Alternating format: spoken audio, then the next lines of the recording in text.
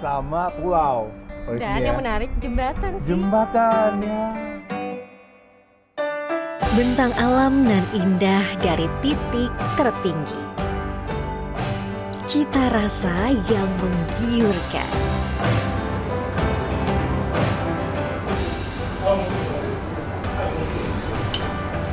Lembut. Ini nggak perlu pakai shoyu ya, karena ini direndam shoyu sama beberapa bumbu juga. Hasta karya ke berbagai negara. Bersama Minanti Rohanta dan Hiroaki Kato.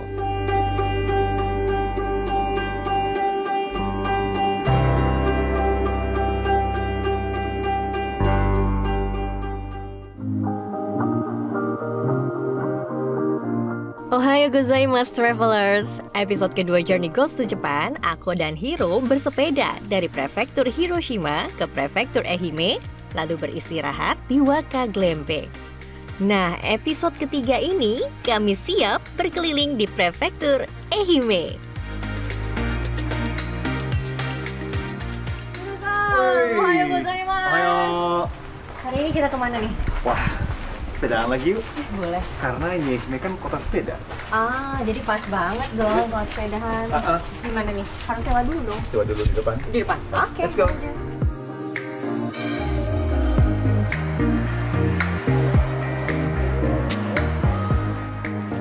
Kami kembali merasakan sejuknya udara di Ehime dengan bersepeda menuju salah satu rangkaian jembatan Shimanami Kaido.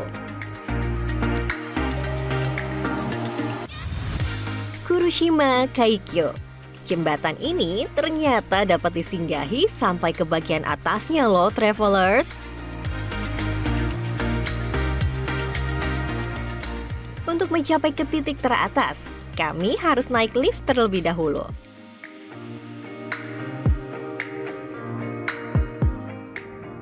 Tak sampai 5 menit, kami pun sudah sampai di ketinggian 185 meter di atas permukaan laut.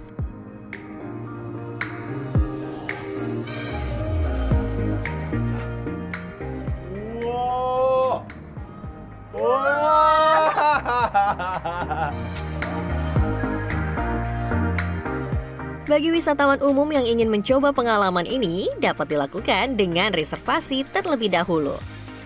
Wisatawan biasanya berkunjung pada musim semi dan gugur, ataupun pada akhir pekan dan tanggal merah.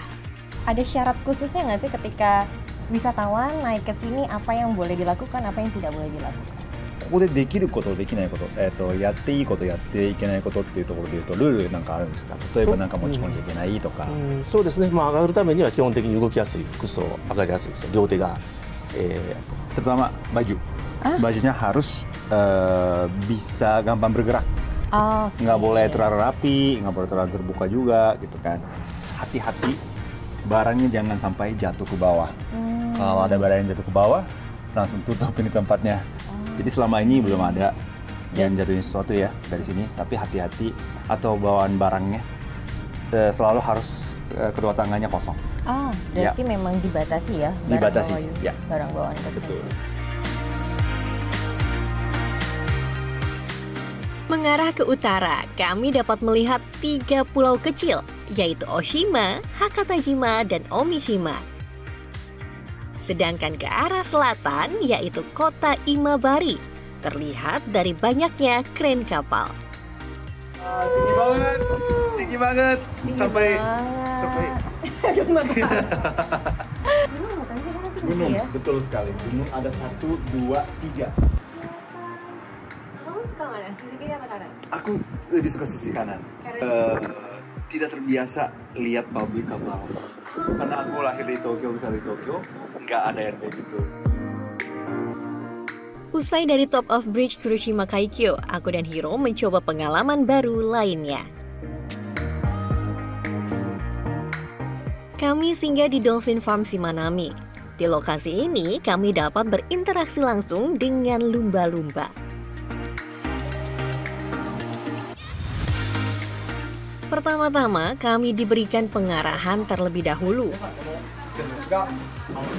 Lumba-lumba yang akan kami jumpai bernama Nico yang lahir pada 25 Juni yang lalu.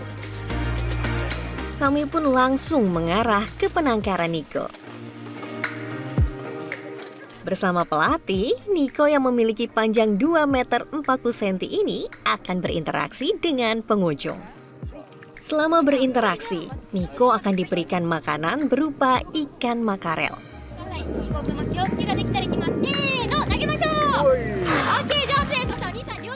Lalu bermain bersama.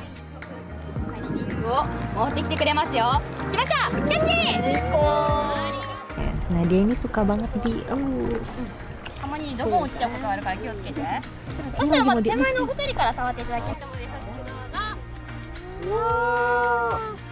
Suru-suru. Licin ya?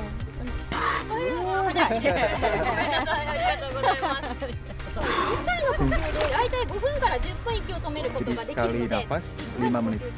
Sekali nafas 5 menit. Ini dia bagian yang paling menggemaskan. Kami dicium sama Nico. Wah, rasanya dingin dan basah di bagian pipi. Nico mencium kami sekitar 10 detik loh. Waktu yang lumayan lama kan, travelers?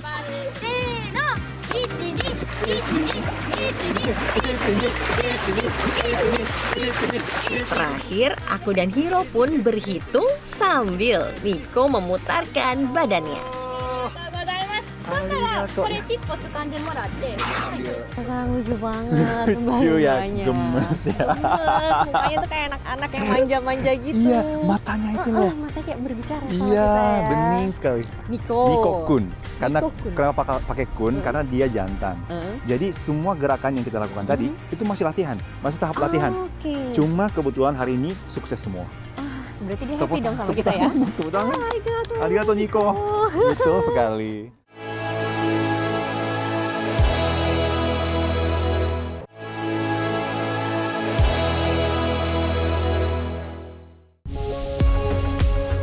Prefektur Ehime menghasilkan produk-produk dengan kualitas yang terbaik.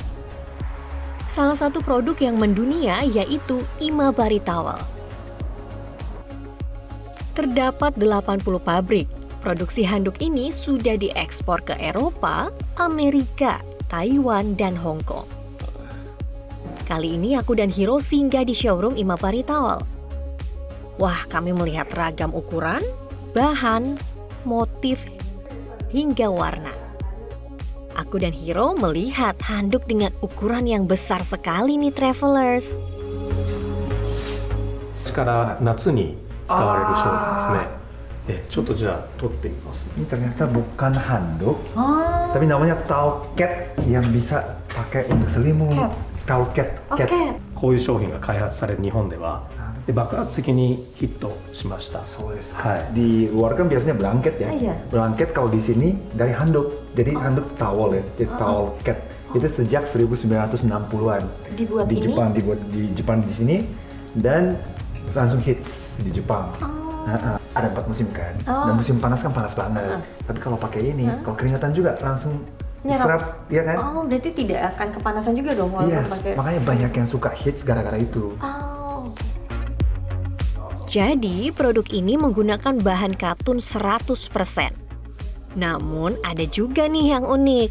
Beberapa produk menggunakan campuran kertas loh, travelers.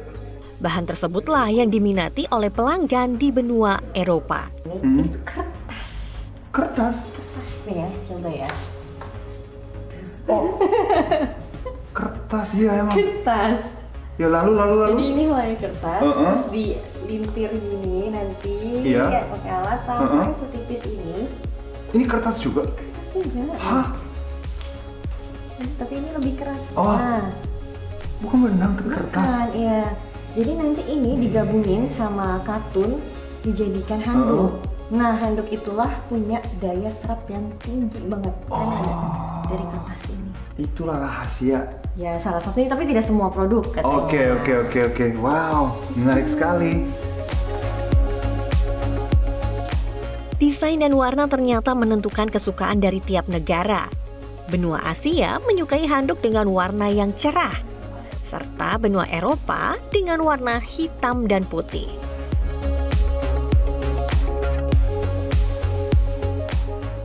Masih dari Imabari, Prefektur Ehime, kota ini menghasilkan produk yang lebih besar lagi, yaitu kapal. Imabari memiliki 13 galangan kapal atau shipyard.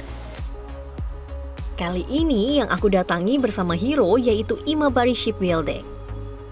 Produksi kapal yang dihasilkan berjenis kapal pembawa sumber daya alam ataupun container ship yang berukuran kecil. Ukuran kapal yang diproduksi biasanya sekitar 130 meter. Imabari Shipbuilding biasanya melakukan perakitan bagian lambung kapal serta kren. Sedangkan kabin dan ruang kemudi dirakit di tempat yang berbeda. Wah, pas sekali nih saat datang, galangan ini sedang melepaskan kapal.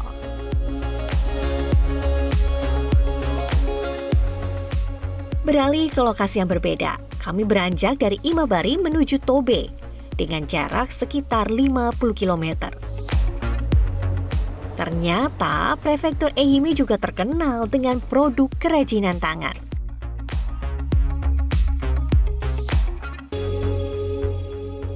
Tobe Yaki sebutannya atau seni keramik Tobe. Kali ini aku dan Hiro mengunjungi galeri Tousai yang diproduksi oleh Tousai Gama.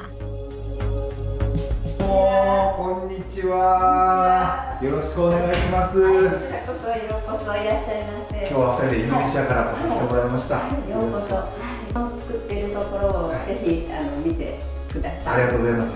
prosesnya. Lihat langsung aja kita masuk. Wah, proses pembuatan keramik ini dilakukan secara manual loh, travelers.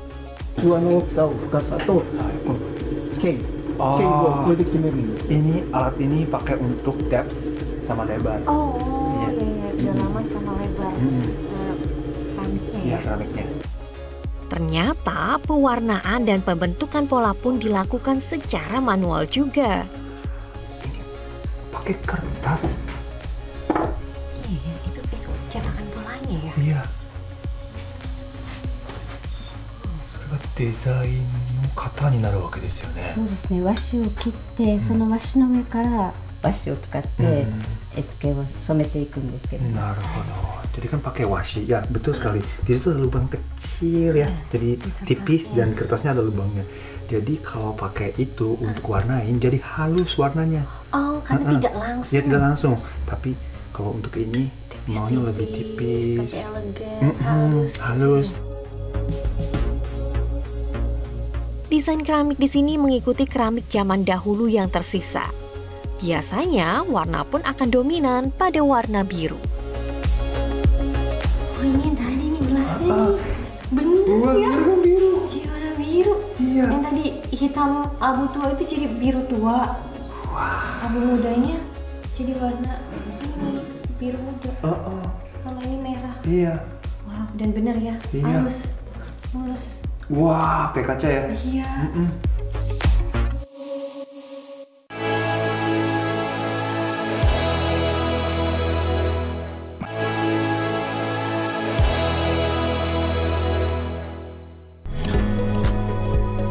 Jalan-jalan di Prefektur Ehime, pastinya aku dan Hiro juga ingin merasakan kenikmatan kuliner khasnya. Kami pun datang ke sebuah tempat makan yang menjual yakitori khas Imabari. 今治といえばやっぱり皮焼きが有名ですので、皮焼きはい、ごちそうになってます。 Ini kulit ya, kulit tapi nggak ditusuk, coba ya.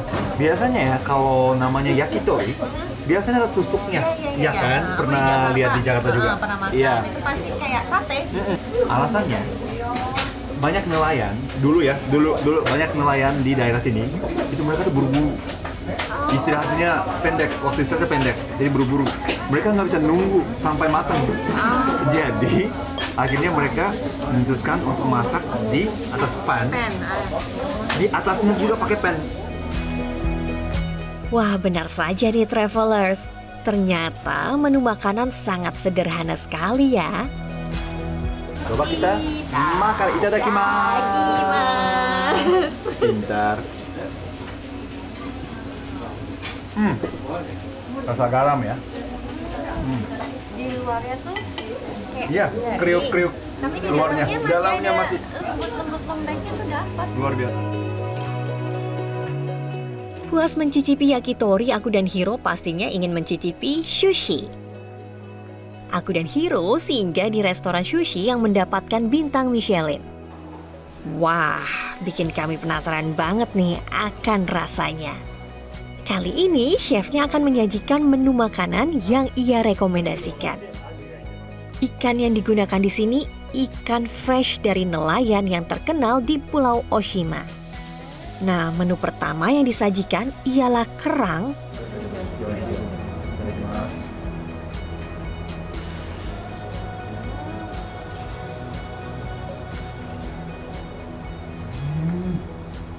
ya, ya. Kurang gitu ya. Memang daging sih, tapi ini kayak daging yang kenyal-kenyal gitu. Ada rasa yang sangat enak.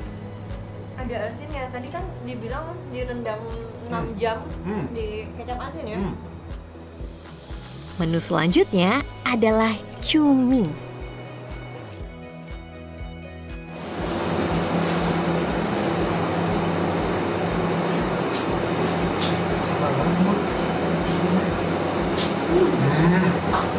Ini cumi yang paling segar di seumur hidupku. Cumi di Indonesia itu lebih kenyal menurutku ya. Ini paduannya sangat pas antara lime dan garam. Dan ada pedesnya. Dikit ada punch-nya. Ya, aku bingung kayak ada pedesnya langsung. Iya. Iya. Ini kebun Iya. mana? Iya, yang di atas itu loh yang dikit. Itu. Sampai panas rasanya Iya. bawa. Lanjut lagi, menu dari telur.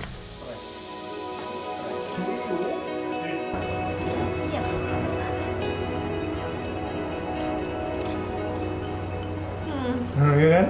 Iya kan? Jadi satu campur.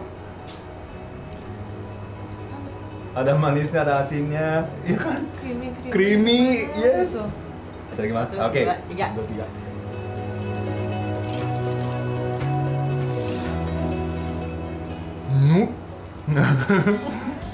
Kata chef, nori terenak di dunia. Memang iya. Jika digigit langsung nyatu sama nasi dan telurnya. Ditutup dengan sajian ikan tuna yang masih segar. Wow, menggiurkan sekali travelers.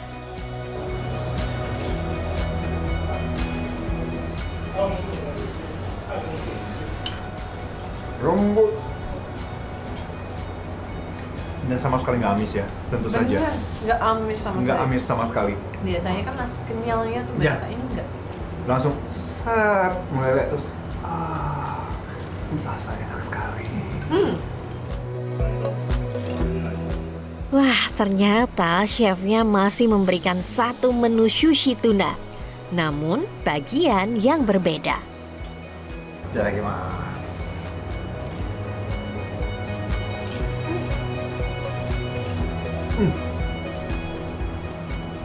Ini lebih lembut dibandingkan tadi.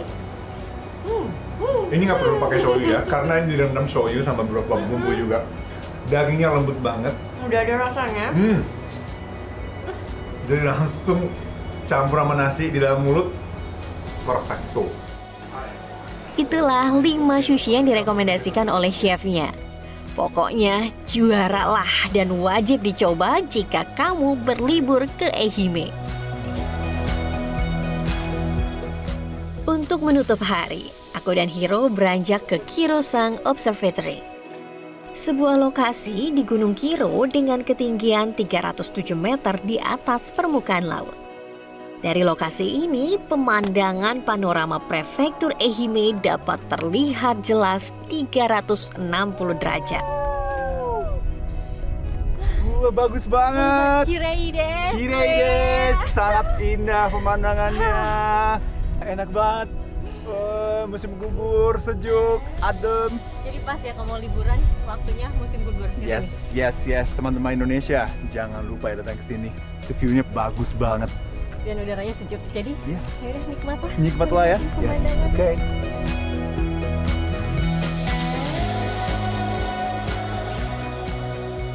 Mengamati pemandangan kota, Di lokasi ini, kami bisa melihat kota Imabari di bagian selatan, pemandangan Gunung Ishizuchi, serta matahari terbenam. Kami pun kembali membuat haiku dan pantun sebagai cerita penutupan perjalanan aku dan Hiro di prefektur Ehime kali ini. 1, 2, 3. Oke. Jadi gimana Perjalanannya? perasaanmu dan perjalananmu selama di Imabari? Oke. Ini haiku saya. Saya baca ya. Oke. Fune yukaba. Namima ni yureru kako mirai. Ini artinya adalah ini kapal. Karena Imabari kan banyak kapal ya. Kapalnya lewat. Di situ ada ombak. Di antara ombak kita bisa lihat masa lalu dan masa depan. Jadi Imabari itu ada yang untuk masa depan tuh banyak potensi untuk turis datang ke sini. Makan kue kelapa sambil menari. Cakep. Oke, gerakan menari dihafal sampai terkenal. Cakep. Cakep. Jalan-jalan ke Jepang, jangan lupa singgah ke Imabari. Cakep. Ada handuk terkenal dan juga pembuatan kapal. Luar biasa. Yuk kita tunjukin Oke. hasil kita.